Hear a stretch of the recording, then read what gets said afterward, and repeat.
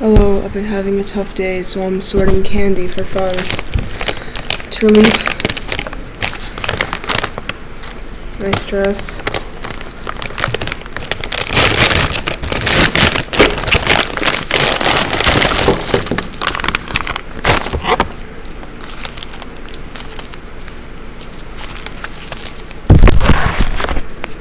I'm also going to be having the bfdi meetup Q&A playing in the back. Oh, okay. Playing in the background because I'm bored. Yeah, no, that's a really good question. I think Balloon's arc too is very interesting to track because in the first season he's obviously this very hated figure, kind of bullies to get his way, and in season 2 he's very much humble, and so we see kind of him trying to change. I think season 3 was about him really, firmly stepping into that role for a more consistent amount of time, and seeing him and Nickel also kind of develop more of a bond throughout the season, and him and Cappy as well. And that's why I think him and Cappy were such a good final two in the season, because they both had kind of this rags to riches story in terms of being perceived more as a villain and then ultimately becoming the hero. Right, and Balloon was always seeking approval from others, and that was something we really kind of got hung up on, but eventually he realized he needed the validation of being declared the winner instead of just about self-love. Whereas I was the pilot, this was perfect all along! Thank you very much. Thank you. Alright. Why do some objects have arms and some don't? Same reason that some humans. Well, maybe Yellowface got a little busy at the start.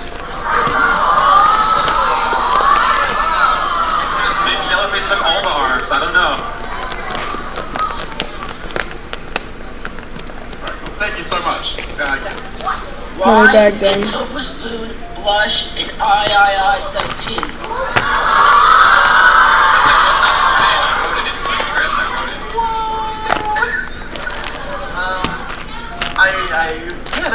That's a really good question. I think he was a little flustered at any notion of any Like candle dome, so.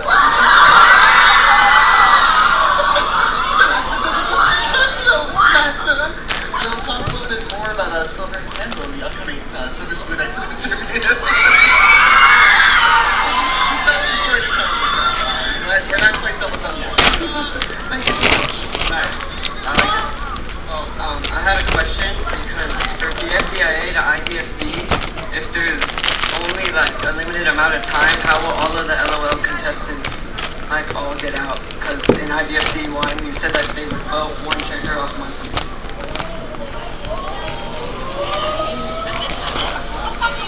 Well, I think they used a wall teleporter at the beginning of IDFB that wasn't that powerful. So maybe Tennis Ball upgrades it, makes it able to recover 2 at once. Yeah, thank you so much. Yeah.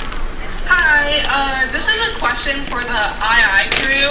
So I found myself thinking a lot about the ending of Anime Insanity Invitational. And Cabby's building is a library.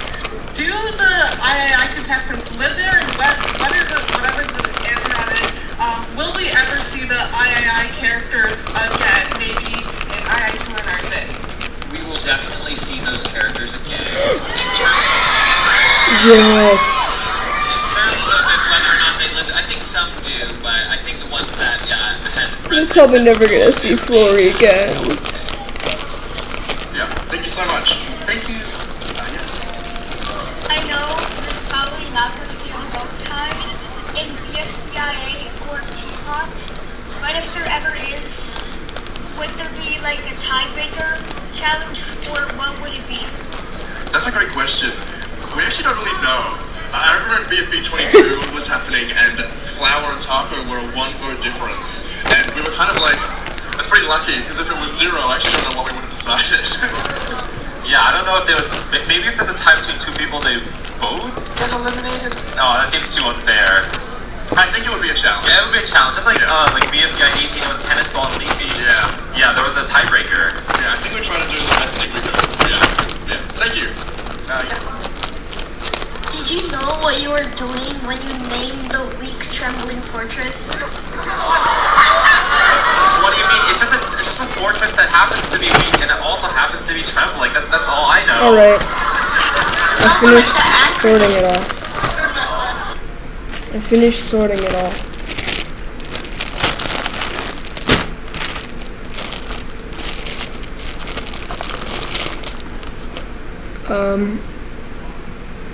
Yeah, that's about it. Okay. Bye.